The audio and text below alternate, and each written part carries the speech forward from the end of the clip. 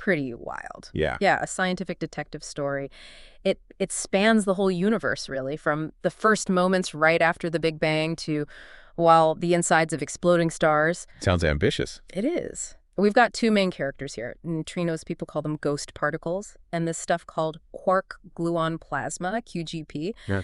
Think of it as like the universe's original fire. Right, the primordial soup. Exactly. And the mission for this deep dive, it's kind of nuts. We want to figure out how scientists are using these incredibly slippery, weakly interacting neutrinos to actually probe the most intensely interacting extreme state of matter we know, the QGP. It's this fundamental contrast, a real puzzle. It really is. And, well, our goal today is to try and untangle some of that complexity. Yeah. We'll look at how these neutrino-QGP interactions work, what they mean for cosmology, astrophysics, and also the really cutting-edge experiments trying to catch these interactions happening.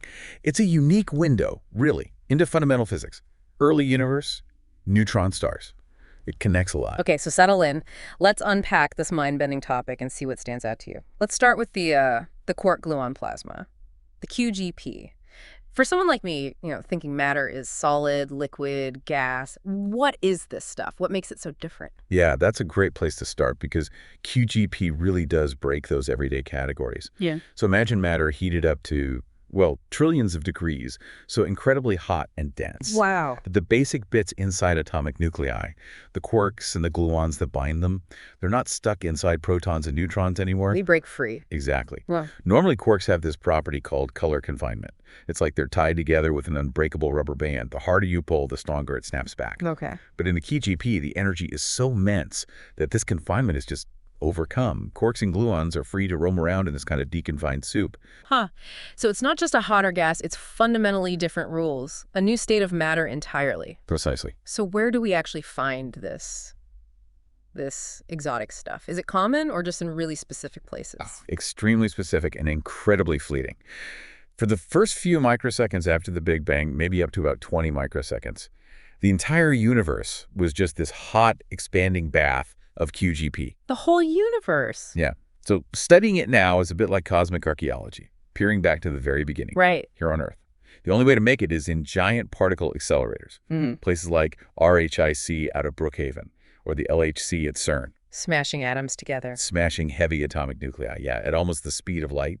This creates this tiny, tiny fireball of QGP. How long does it last? An unbelievably short time, something like 10 to the minus 22 seconds. Just vanishes as it expands and cools. Wow. That's instantaneous almost. Pretty much. And then theoretically, we think it might also exist deep inside neutron stars. The cores are under such immense pressure. But that would be a different flavor of QGP. Very high density, but relatively lower temperature compared to the colliders. Okay, so universe's birth, tiny lab fireballs, or the heart of a dead star, definitely extreme conditions. What surprised scientists most about this primordial fire? Well, I think one of the biggest surprises, something truly remarkable came out of the experiments, especially at RHIC. The QGP, it doesn't behave like a gas, which is what many people expected. No, what the? It acts like a liquid, a strongly coupled, nearly perfect liquid is the term. A perfect liquid? What does that even mean? Less friction than water? Way less. It flows with almost zero internal friction, what physicists call sheer viscosity. It's slower than any other substance known, even superfluids. It was a major discovery. That's mind-bending. A plasma, something that sounds so chaotic, acting like the smoothest liquid possible. What does that perfect liquid behavior actually tell us about the forces inside the QGP? Does it change how we think about matter? Oh, absolutely.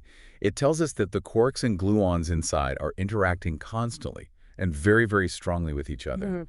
They aren't just whizzing past like gas particles. They're always sort of bumping and jostling, exchanging momentum efficiently. This strong coupling is what makes the flow so smooth. It really highlights the power of the strong force, even when quarks are deconfined. Okay. And this strong coupling also makes the QGP very opaque to other strongly interacting particles. Yeah. Call it jet quenching. Jet quenching. Yeah, imagine firing a high-energy particle, a jet of particles, through this QGP soup. It loses a ton of energy, gets slowed right down, like trying to run through, I don't know, treacle or quicksand. Okay, yeah. And measuring how much energy is lost gives us a way to probe the QGP's properties. It's like a CCAT scan for the fireball, a powerful tomographic tool. So this QGP is this dense, opaque, perfect liquid. Let's switch gears to the complete opposite end of the scale. The neutrino. The ghost particle. Why ghost? What's their defining feature? Well, neutrinos are fundamental particles. They're leptons, like electrons. But the key thing is they have no electric charge. They only feel the weak nuclear force and gravity. Nothing else. Nothing else.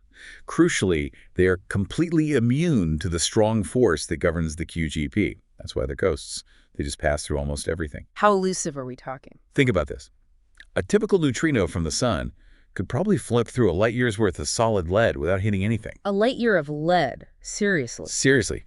Right now, trillions of them are streaming through your body, through the Earth every single second, and we don't notice a thing. That's incredible. And for a long time, we thought they were massless, right? Like photons. Exactly.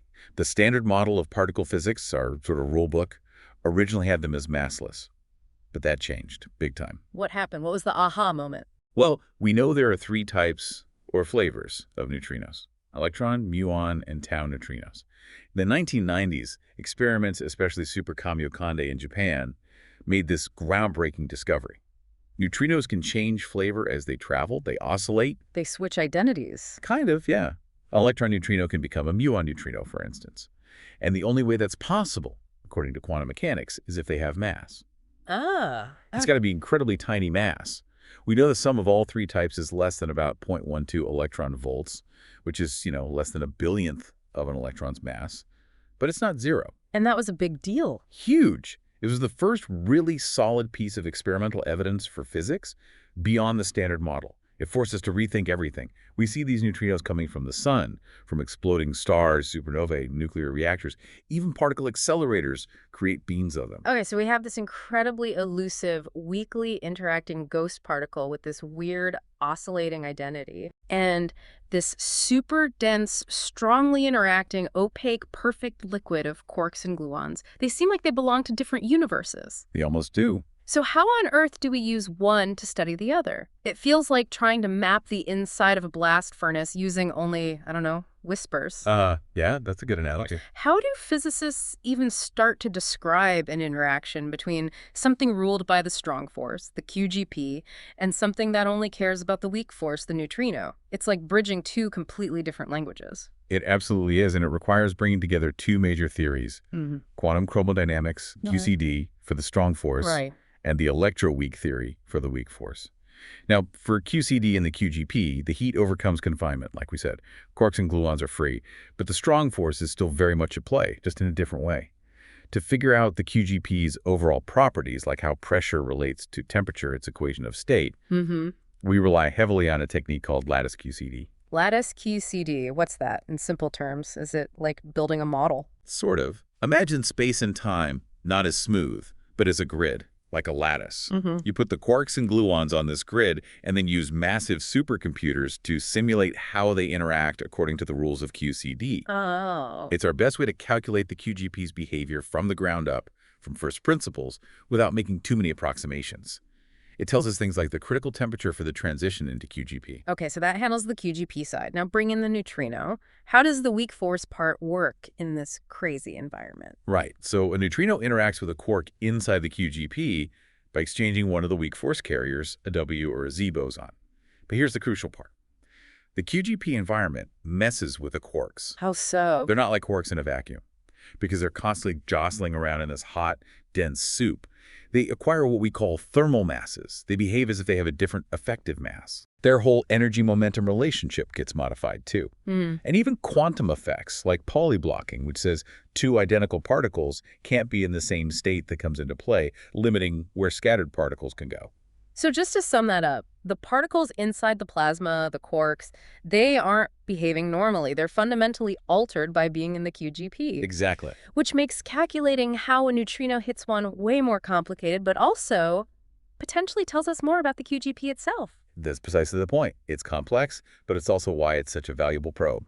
All right, let's get more specific then. How does a neutrino actually see the QGP? What does that interaction look like at the particle level? Okay, the main way is scattering. The neutrino comes in, interacts with a deconfined quark or an antiquark or maybe even a gluon by exchanging that W or Z boson, and then scatters off. Right.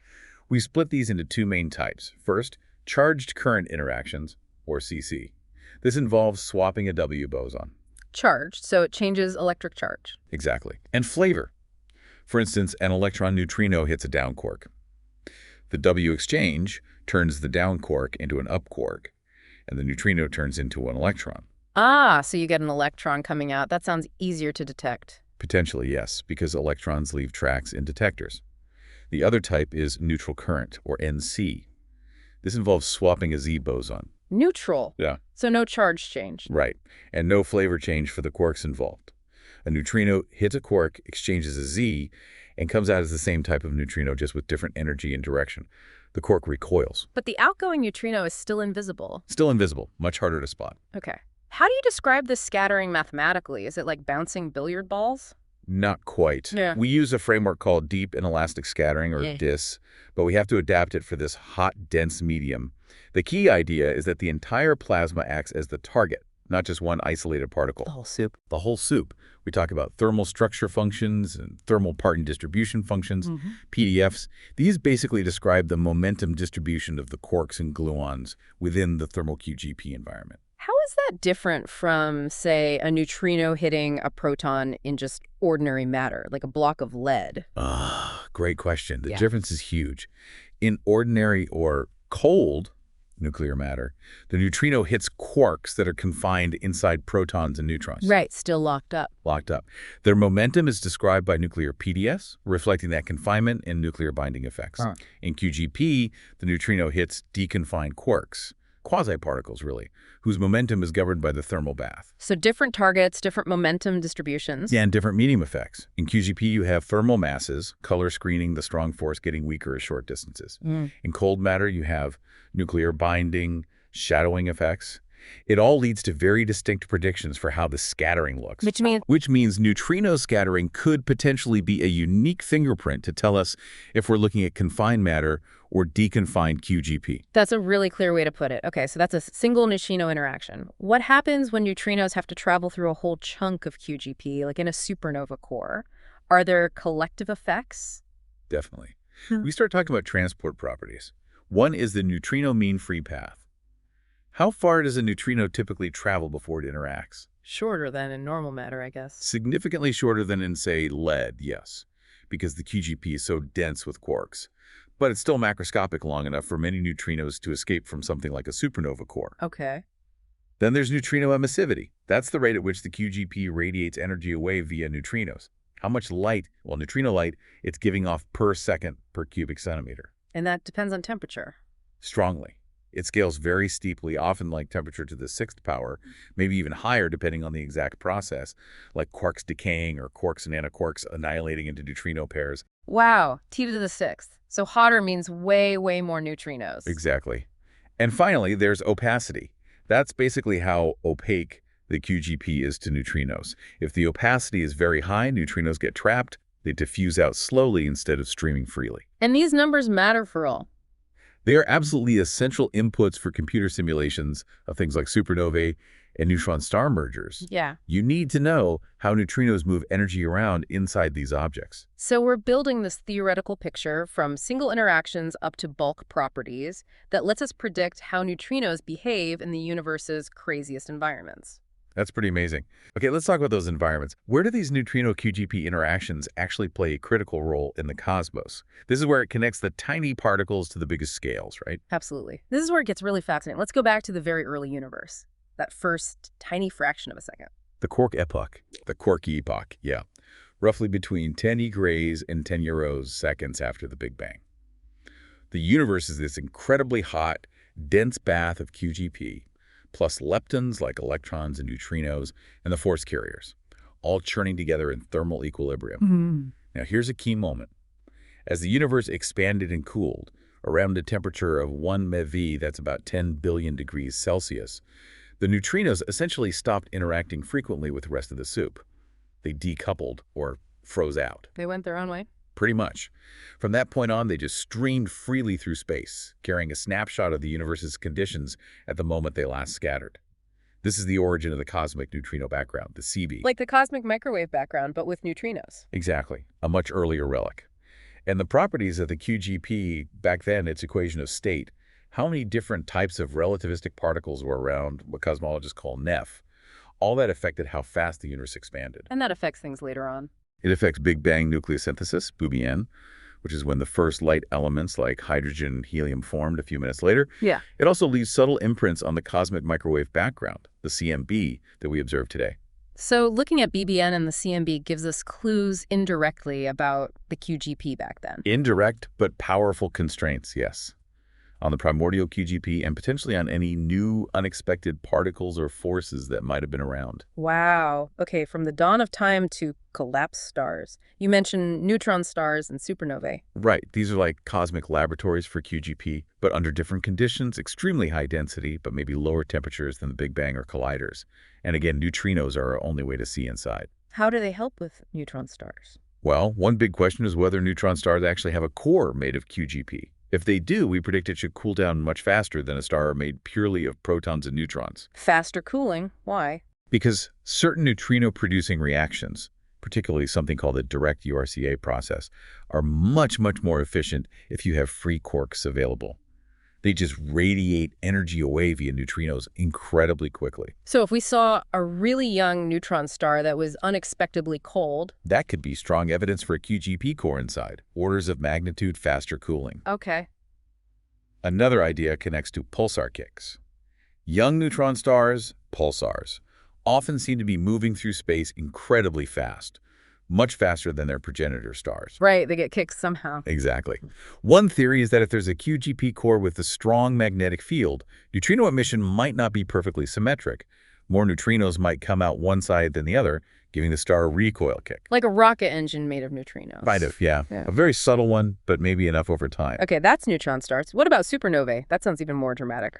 Oh, definitely. When a massive star collapses, its core crushes down to form a protoneutron star, releasing an immense burst of neutrinos. Like 99% of the explosion's energy comes out in neutrinos. 99%? Yeah, it's staggering. Now, imagine that as the core collapses, the density gets so high that the protons and neutrons actually dissolve into QGP.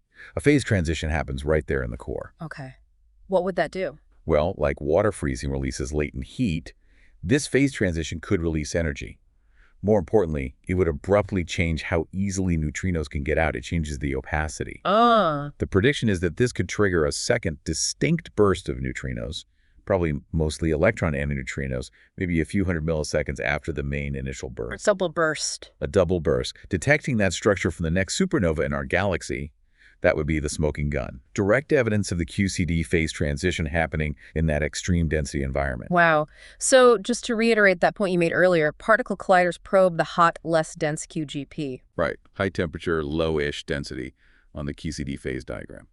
But neutrino astronomy, looking at neutron stars and supernovae, is our only shot at seeing the super dense, maybe colder QGP. Exactly. It's the high-density frontier.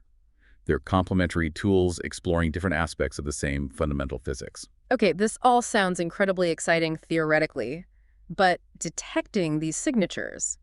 Neutrinos are ghosts, QGP fireballs vanish instantly. How are scientists actually trying to observe this? What's the experimental reality?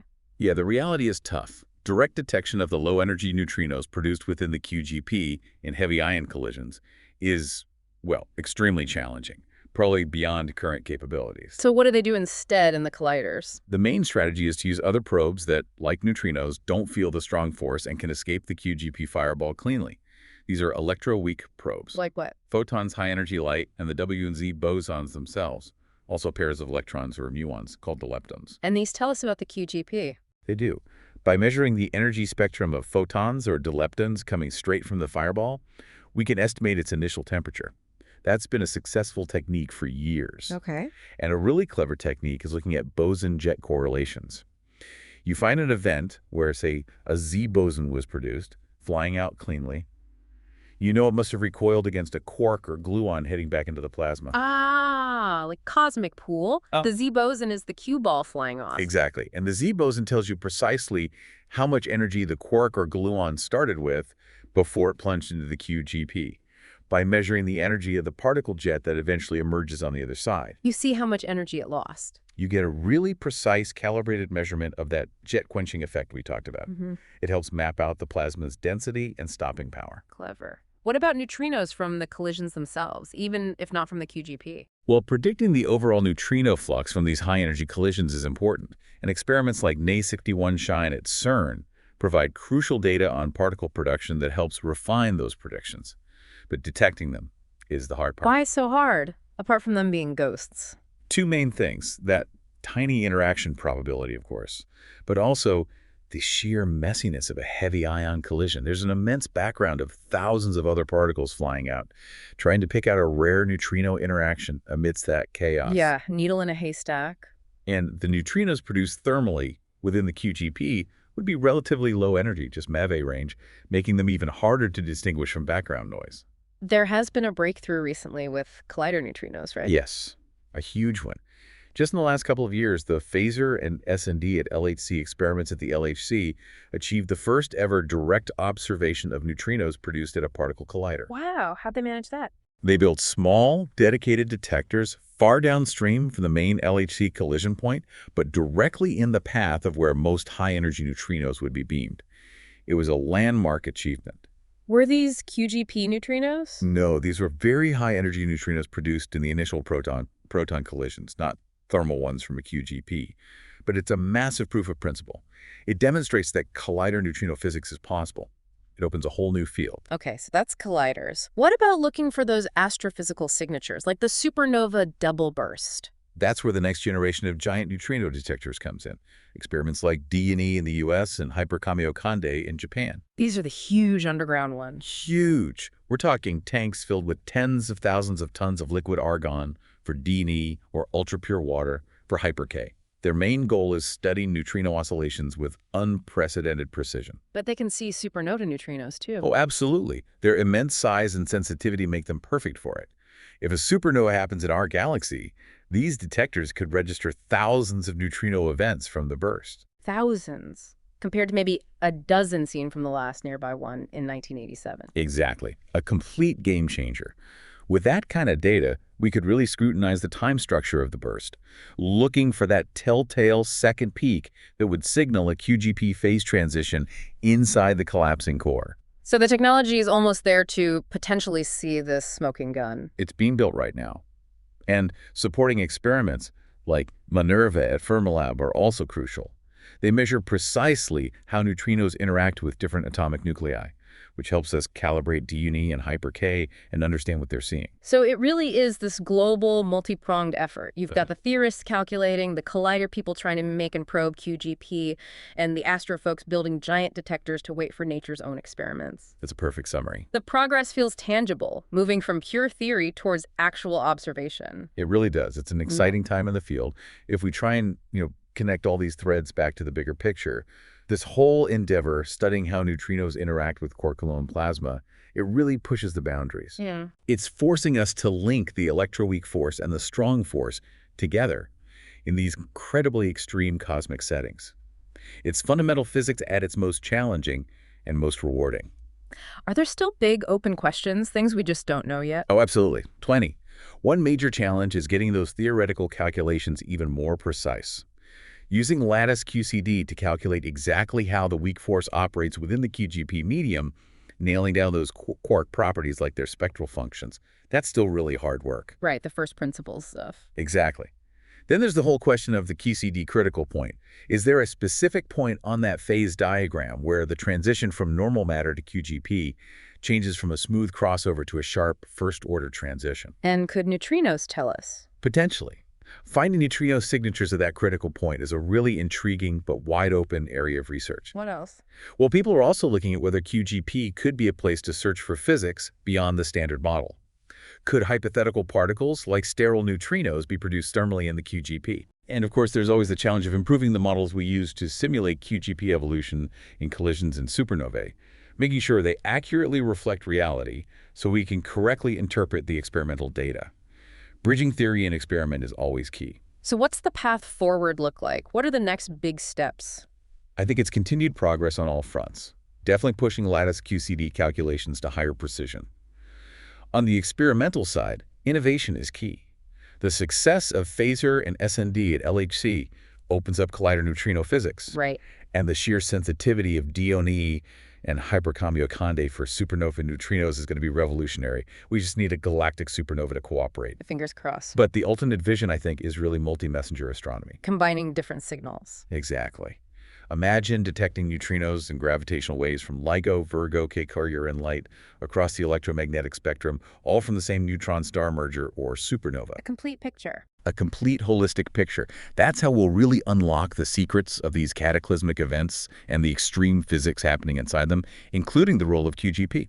So the next time you think about those trillions of ghostly neutrinos zipping through you right now, just pause for a second. Consider that these incredibly elusive particles might actually hold the keys. Keys to understanding the universe's very first moments, the fiery hearts of exploding stars, maybe even physics beyond what we currently know.